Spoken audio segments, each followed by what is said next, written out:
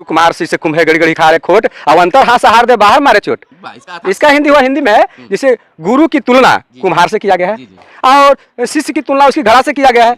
देखते हैं ना कुम्हार क्या करेगा, अंदर हाथ डाल देगा घड़ा में, बाहर से चोट मारता है, क्या उसको तोड़ता थोड़ी है। सुंदर और सुडोल बनाता है। महान बनावलू मूर्ख से कैलू विद्वान, ये माई उजल चुनरिया में बिहे से लचेहरा, चमके चांद सूरज समान।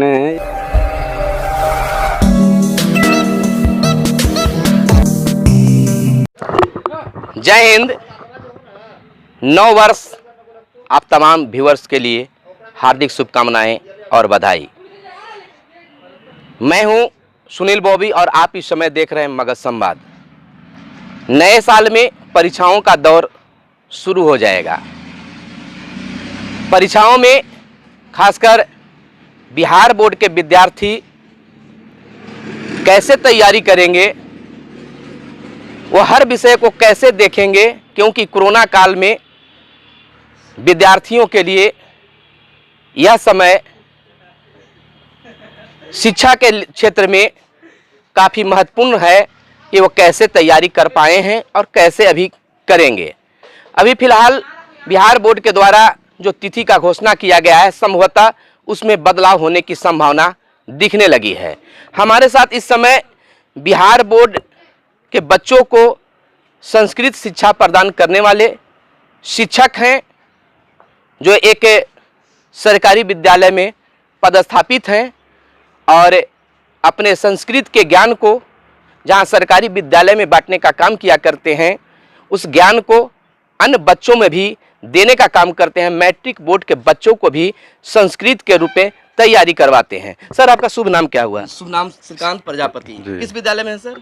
राजकीय मध्य विद्यालय में हुआ। तो संस्कृत पढ़ाते हैं और संस्कृत काफ़ी रोचक विषय है और काफ़ी हमें इतिहास की ज्ञान, सामाजिक और धार्मिक भी ज्ञान प्राप्त होता है। सर, सबसे पहले आप शुरुआत संस्कृत की एक श्लोक से करें। अभिवादन शिलस्य वृद्धोपसेविनः चत्वारः तस्य वर्धन्ते आयुर्विद्या जसो बलम्। कहने का मतलब मेरा यह है कि बच्चों को सबसे पहले अनुशासन में आना चाहिए और बड़ों का अभिवादन करना चाहिए। यानी कहने का मतलब मेरा यह है कि अभिवादन करने से, यानी बड़ों को अभिवादन करने से जिंदगी में 4 चीज़ें बढ़ती है। क्या क्या चीज़ सर? आयु, विद्या, यश और बल। आज के विद्यार्थियों में इसको किस रूप में आप देखते हैं? अभी तो ये अभी के माहौल में इतना अच्छा देखने को नहीं मिलता है, जैसा कि पहले गुरुकुल में लोग जाया करते थे। जी जी। अच्छा, ये बताइए सर कि संस्कृत तो मैंने समझ लिया कि लोग पढ़ना नहीं चाहते हैं, लेकिन मैट्रिक बोर्ड में, बिहार बोर्ड में यह सम्मिलित है और कोरोना काल रहा है। अब कोरोना काल में विद्यार्थियों को अब तक पढ़ने का समय नहीं मिला। उम्मीदतः 4 जनवरी से मतलब कि पढ़ाई शुरू होगी सरकार के गाइडलाइन के अनुसार। अब होता है कि नहीं होता है, उसमें भी अभी सस्पेंस बना हुआ है। परीक्षा कब होगा ये अभी सस्पेंस अभी है। उम्मीदतः 1-2 दिन में उसका भी क्लियर हो जाएगा। अगर पढ़ाई शुरू होता है या घर पर बैठकर बच्चे पढ़ रहे हैं, अभी देखिए एक चीज और देखेंगे कि ऑनलाइन जो क्लास चल रहा है वो खासकर हिंदी, अंग्रेजी, मैथ और साइंस के चल रहे हैं। संस्कृत के तो बहुत कम चलते दिख रहे हैं। तो इस स्थिति में बच्चे संस्कृत की तैयारी घर पर रहकर कैसे कर ले? बिल्कुल सही। सबसे पहले जो पहले 2020 में एग्जाम हुई थी, उसके अनुसार जैसे हम लोग तैयारी करवाते हैं। जैसे फर्स्ट प्रश्न में है गद्यांश। अच्छा। तो गद्यांश में 2 गद्यांश पूछते हैं, उसमें से ऑब्जेक्टिव क्वेश्चन दिए जाते हैं, जिसमें सो लड़के लोग चूज करते हैं। उसके बाद सेकंड में अब तो प्रश्न बदलता है, जैसे पत्र हुआ, लेकिन पत्र का जो रहेगा वो प्रश्न रहेगा हिंदी में, लेकिन उसको लिखा जाता है संस्कृत में। हिंदी में रहता है लेकिन संस्कृत में लिखना है। हाँ, क्वेश्चन रहेगा हिंदी में जी, लेकिन हम उत्तर लिखेंगे संस्कृत में। अच्छा। उसके बाद लेटर रहता है, यानी पत्र को लड़कन अगर देख ले जी तो परीक्षा में अच्छा मार्क्स ला सकता है। लेकिन पत्र में 4 पत्र होते हैं। कौन कौन सर? ऐसे बोर्ड सेट करने को मैंने हो सकता है कि हाँ, आवेदन पत्र। अच्छा। एक अथवा में रहेगा। आवेदन पत्र में आप किसको मानते हैं कि वो मैंने समझौता आ सकता है? आ सकता है जी। जैसे कहता है कि प्रधानाध्यापक के पास विद्यालय प्रधानाध्यापक जी एक पत्र लिखे जिसमें बड़े भाई की परिणय यानी कि शादी में 2 दिन या 4 दिन की छुट्टी हो, उसके संबंध में हम लोग जैसे हिंदी में हम लोग लिखते हैं सेवा में श्रीमान प्रधानाध्यापक जी, तो उसका संस्कृत में हम बिल्कुल कैसे बिल्कुल वैसा ही लिखेंगे जैसे कि सेवायाम श्रीमान प्रधानाध्यापक महोदय। करेंगे? फिर वैसे ही जहाँ से हम लोग विद्यालय जहाँ टच है हाई स्कूल, जैसे मान लीजिए कि पथरौल को लेते हैं तो लिख देंगे उच्च विद्यालय पथरौल जी मैंने इस तरह से कर जी, इस तरह से करना है। लेकिन हाँ पत्र का जो डायग्राम है जी, जी। ऊपर और नीचे बिल्कुल सही होना चाहिए, सटीक। ऊपर और नीचे हाँ तो पत्र का सही, बीच में थोड़ा सा गलतियां होगी तो चल जाती है चल काम जाता है। जी, लेकिन डायग्राम एकदम बिल्कुल सही होना तो चाहिए। सारांश वगैरह भी आता होगा। हाँ एकदम बिल्कुल सारांश आता है अच्छा ये बताइए सर कि संस्कृत किताब में देखना है तो उसमें एक आध 2 श्लोक जो हैं जी उसको बच्चों को याद करना चाहिए और उसके अर्थ है जी जी जी। क्या? जैसे हिरण्यमेन पात्रेन तत्व पुषाना अवदिनु, माने कि आपका ये मंगलम पाठ का पहला श्लोक है अच्छा अच्छा तो पूछ देगा कि इसकी उपनिषद से लिया गया है, या पूछ देता है कि मंगलम पाठ में कितने श्लोक हैं। अच्छा अच्छा फर्स्ट में एकदम बोर्ड सेट क्वेश्चन है, जी जी।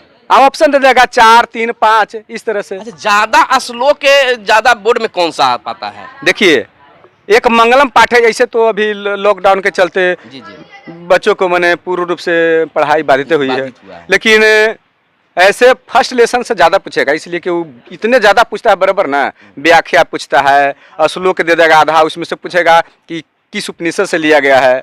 जैसे मैंने कहा कि फर्स्ट हिरण्यमेन पात्र ने किस श्लोक से, ईशावास उपनिषद से लिया गया है, तो बच्चों को इस तरह से पहले हम लोग पढ़ा करते थे कि 2 मुख वाला क्या मगरमच्छ वगैरह वो अभी है कि नहीं चैप्टर में? हाँ वो क्या है भैया, जानते हो क्या है?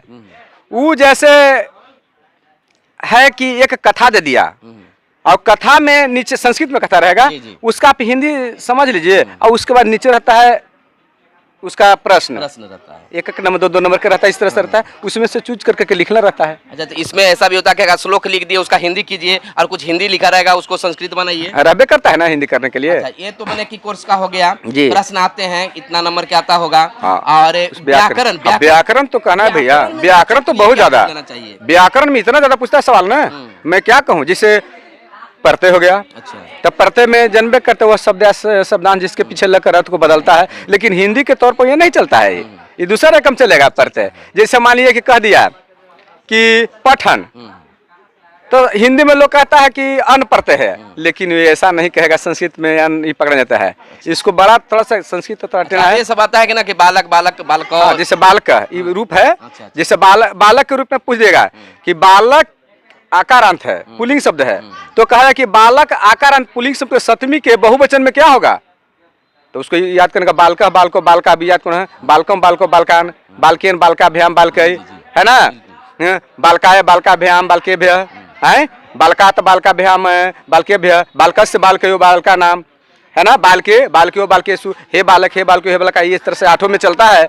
तो सप्तमी के बहुवचन में बालकेशु हो जाता है, वही चुन देना, बिल्कुल चुन देना, 1 नंबर जी ध्यान करने वाला भी हाँ है, प्रश्न उत्तर में भी आ रहा है। हाँ एकदम दोनों में। सब है। सारांश लिखने के लिए भी आता था, जैसे पाटलिपुत्रा, जैसे पाटलिपुत्रा के जैसे हिंदी में है, जिससे कह दिया कि आप पटना के बारे में आप क्या जानते हैं, तो रहेगा हिंदी में सवाल। अच्छा मात्र 2 ही सवाल जो है हिंदी में है, संस्कृत में लिखना है, एक अनुच्छेद और दूसरा है पत्र, जो कि आपको लिखने पड़ेगा संस्कृत में।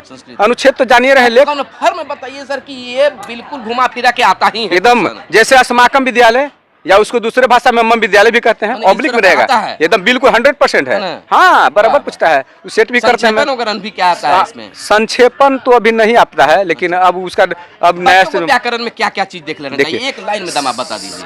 प्रत्यय, उपसर्ग, समास विग्रह, रेखांकित पद कर देगा, विभक्ति चिन्ह, इस तरह से वो 30 को पूछेगा आपको ऑब्जेक्टिव क्वेश्चन अथी से व्याकरण से, और 30 को सब्जेक्टली 1 नंबर रहेगा, और इसमें 60 को रहेगा, और 60 क्वेश्चन में आपको 50 को उत्तर देना है। आप जो आपको सक्षम है उसको दीजिए। आप पाठ का सबसे बेहतर श्लोक आपको कौन सा लगता है सर? पाठ का सबसे बेहतर श्लोक है से फर्स्ट पाठ का है, बार बार पूछता है, जैसे हिरण्यमेन, हाँ हिरण्यमेन पात्रेन तत्व पुषाना अवृणु सत्य धर्माय प्राप्त पुषान जो है फर्स्ट है, ईशावास उपनिषद से लिया गया है। जी जी जी, यही मेन पूछता है, ऐसे कहता है कि व्याख्या कीजिए। सबसे बेहतर एक श्लोक हमारे दर्शकों को आप सुना दीजिए। जैसे देखिए, विद्या ददाति विनयम विनया ददाति पात्रताम पात्रत्वा धनमाप्नोति धनाधर्म तत सुखम। अर्थात देखिए, विद्या ददाति विनयम, विद्या से विनम्रता आती है। जी जी है, विद्या ददाति विनयम, विनया ददाति पात्रता, तब उससे पात्रता आती है। आप पात्रता से धन की प्राप्ति होती है और तब अंत में सबसे ज्यादा सुख की प्राप्ति होती है। गुरुओं के लिए कोई श्लोक सर? जैसे गुरु ब्रह्मा गुरु विष्णु गुरुदेव महेश्वर है, गुरु साक्षात परम ब्रह्मा तस्मै श्री गुरुवे नमः। और है अखंड मंडलाकारम व्याप्त मेन चराचरम तत्पदम दर्शित मेन तस्मै श्री। लेकिन एक लड़का जो एक छात्र हमारे वो छोड़ते हैं मेन गुरु जी को, वही छोड़ देते हैं। अज्ञान तिमिराम धस्य ज्ञान अंजनम सलाक्या चक्षुर मिलता मेन तस्मै श्री गुरुवे नमः। ऐसा एक मिथ्या है सर, कह सकते हैं कि संस्कृत पढ़ाने वाले और संस्कृत में रुचि लेने वाले अक्सर ब्राह्मण होते हैं। क्या इसको मानते हैं? ऐसा देखिए कोई बात नहीं है सर जी। अभी क्या पंडित जी हैं? पंडित जी तो नहीं है सर जी। चलिए, मैंने पंडित जी नहीं, देखिए हम ही बताना चाह रहे थे कि यह पंडित जी न होकर, ब्राह्मण न होकर, अन्य कास्टकर होकर भी संस्कृत के एक अच्छे नॉलेज रखते हैं। तो शिक्षकों का कोई जात नहीं होता है, शिक्षक एक खुद गुरु है और गुरु एक अलग जात होता है। सर कहते हैं कि जो लिटरेचर जानता है, जैसे कहे गुरु कुमार से कुंभे गड़ी गड़ी खारे खोट अब अंतर हाथ सहार दे बाहर मारे चोट। इसका हिंदी हुआ हिंदी में है, जिसे गुरु की तुलना कुम्हार से किया गया है और शिष्य की तुलना उसकी घड़ा से किया गया है।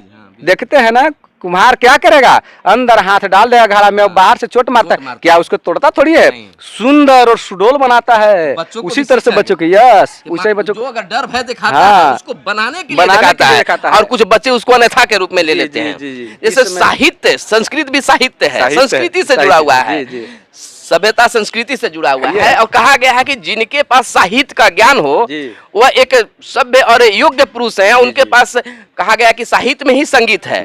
तो जब आप संस्कृत के इतना गुणकार अच्छे शिक्षक है तो आपको संगीत का भी सर ज्ञान होगा। देखिए संगीत है ही कुछ जैसे है, जैसे देखिए संगीत में है कालिदास के महान बनावलू मूर्ख से कैलू विद्वान ये माई उजल चुनरिया में बिहे से लचेहरा चमके चांद सूरज समान ये माई। इस तरह से मैंने कुछ बहुत समय हमारे लिए आप दिए। बच्चों के लिए जो मैट्रिक के परीक्षा नए साल में, नए वर्ष 2021 में देना है, उनके लिए आपका क्या संदेश होगा एज ए शिक्षक के रूप में? इसे बच्चे जिस तरह जितना लॉकडाउन के बाद मैंने बताया संस्कृत में, उससे हमारे बच्चे तो अच्छे किए हैं। जैसे हमारा अनुमान है कि आने वाले जो परीक्षा है बोर्ड, माध्यमिक बोर्ड परीक्षा, उनमें अच्छे करेंगे। इसलिए कि मैंने उनको अभी मन बताइए कि किस प्रकार से कम समय में अच्छे से तैयारी कर लीजिए। देखिए उनको कैसे मेहनत करें, क्या करें, अब तो घर ही में पढ़ना है, स्कूल तो खुला। हाँ, वो जैसे है उपसर्ग हुआ तो पढ़ते हुआ तो थोड़ा थोड़ा देख लेंगे, उसे आप पकड़ लेंगे। और जैसे पत्र हुआ डायग्राम ऊपर नीचे देख लेंगे और आसानी से पकड़ लेंगे, उसी पर समूचे पत्र लिखा जाएगा। समझ गए ना, खाली डायग्राम थोड़ा सा बदलता है, बाकी पत्र वही रहेगा। अंदर में बीच में जिससे कैसे है ना, एक आदि संस्कृत विषय है, कुछ गलतियां लड़के लोग करते हैं, उसमें बीच के नहीं देख लेता है, एग्जाम देख लेगा, देख लेता है जी। संस्कृत के ऐसे भी शिक्षक दयालु होते हैं। ठीक है करे। तो इस तरह से अगर बच्चे तैयारी कर लेते हैं तो कोरोना काल के बावजूद भी अच्छे अंकों से पास कर सकते हैं।